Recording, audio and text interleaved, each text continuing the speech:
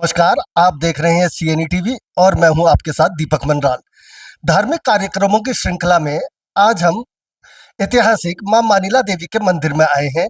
मेरे साथ यहाँ बैठे हैं श्री परम आदरणीय नंदन सिंह मंडराल जी, जो हमें मानिला मंदिर के बारे में, कुछ ऐतिहासिक तथ्यों के बारे में और यहाँ बने अभी स्थानीय लोक देवी देवताओं के चित्रों के बारे में बताएंगे। मूर्ति स्थापत्य कला का अद्भुत नमूना हमें यहाँ देखने को मिला है। सबसे पहले नमस्कार सर। धन्यवाद।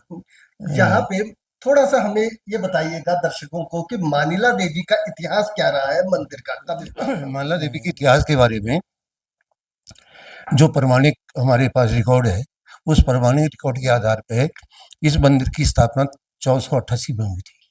तब यहाँ पे तत्कालीन राजा ब्रह्मदेव यहाँ पे शासन करते थे और उनकी राजधानी जो थी लखनपुर में चौखटिया के पास, वहाँ पर उनकी राजधानी थी।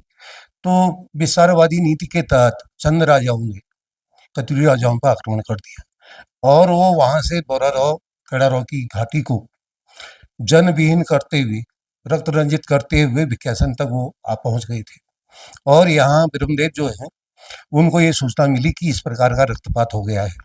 हमारे यहाँ पे आपके चाहे वो केड़ाराव की घाटी हो या आपका द्वाराहाट हो, उन सभी जगहों में अलग अलग इनकी शासन सत्ताएं थी और थे सब कतिरी राजा ही उसमें। तो बाद में जब उन्होंने ये समाचार सुना कि वहाँ पे इस प्रकार की रक्त रंजित हत्याएं हो रही हैं, तो उन्होंने संदेश भेजा उनको विख्यासन में कि आप मेरी नियति प्रजा को मत मारिए और अगर आपको राज्य ही लेना है तो मैं अपना राज्य का कुछ हिस्सा आपको दे देता हूँ। तो समझौता हुआ और समझौते के तहत रामगंगा को सीमा रेखा मान करके रामगंगा का पूर्वी हिस्सा काली कुमाऊं तक चंद राजाओं के आधिपत्य में आ गया। और यहाँ एक पछुआ दून कालागढ़ के इलाके को कहते हैं, बिजनौर और आके नजीबाबाद, ये पछुआ दून के नाम से जाना जाता है। पुराने इतिहास में पछुआ दून ही कहते हैं उसको। तो यहाँ तक का हिस्सा जो था इनके पास था। तो इन्होंने वहाँ पे लखनपुर में राजधानी छोड़ दी और छोड़ करके वो अपनी कुल देवी चंडिका को लेकर के यहाँ सैंडमानू में उन्होंने राजधानी बनाई और अपनी कुल देवी की स्थापना उन विद्वान ज्योतिषियों के आधार पर मानिला में की। तो मानिला मंदिर का यहाँ पर जब स्थापना होने के बाद यहाँ से ही शासन तंत्र चलता रहा। धीरे धीरे चंदू की शक्ति बढ़ गई और चंदू ने मतलब विस्तारवादी नीति के तहत इनको अपने आधिपत्य में ले लिया। तो ये इसकी जो स्थापना है ये 1488 में ही सैंडमानू में जो किला था वो किला बना था और वो ब्रह्मदेव ने ही बनाया था 1488 में। हालांकि बाद में उसमें चंदू ने भी आक्रमण किया। बाद में चंदू ने, होती है इनकी अपनी ऐसी नीतियां चलती हैं, चंदू ने उस किले को ढा दिया। फिर उसके बाद कुछ बची खुची बात थी, मतलब चीज भी थी, तो गोरखे आए और गोरखे ने उसको खत्म कर दिया। ये इनका अपना वो रहा। तो ये इतिहास है आपका मानिला देवी का। तो इनकी जो कुलदेवी है मुख्य रूप से चंडिका है।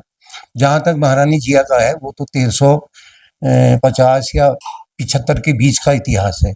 वैसे हमारे पास ये सारे गजेटियर है, अंग्रेजी में भी है और उनको ट्रांसलेट करके उन्होंने भेजा है यहाँ हिंदी में। तो उनको भी मैं आजकल देखता हूँ थोड़ा बहुत कि कहीं ये इतिहास क्या है, कैसा है, ताकि हमको इसकी पूरी जानकारी हो जाए। तो जो हमने देखा है, जो पढ़ा है, उसके हिसाब से ये इसका इतिहास है।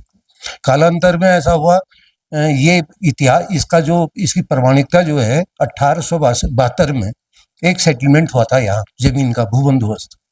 तो उसको बिकट बंदोबस्त के नाम से जानते हैं लोग। तो उस समय जो मैप बने हैं उन मैपों में आज भी ये मेंशन है ये मंदिर का। तो इसका मतलब यह है इसकी प्रमाणिकता अपने आप में स्वयं सिद्ध है।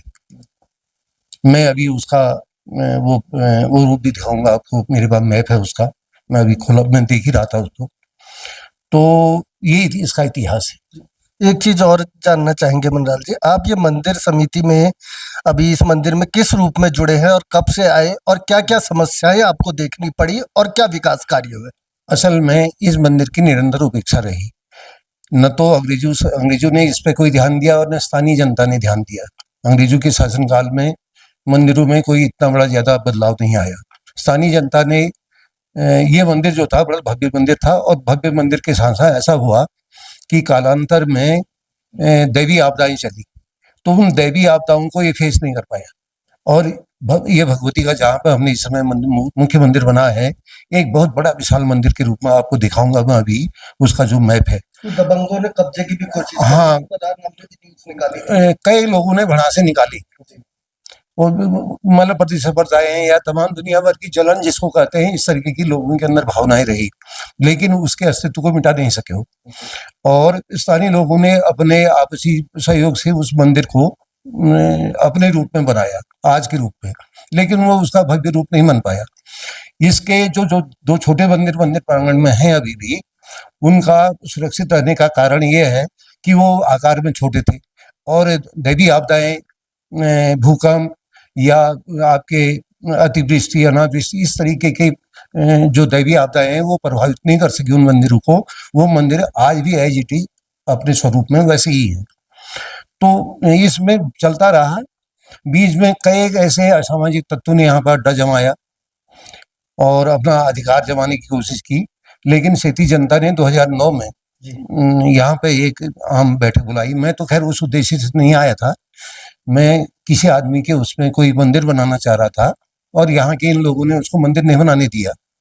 तो मैं उस बात को लेकर के यहाँ पर आया कि भाई आप इसको मंदिर क्यों नहीं बनाने देना चाहते हैं। यहाँ पे जो गणेश जी का मंदिर है वहाँ पे वो उसकी स्थापना हो रही थी।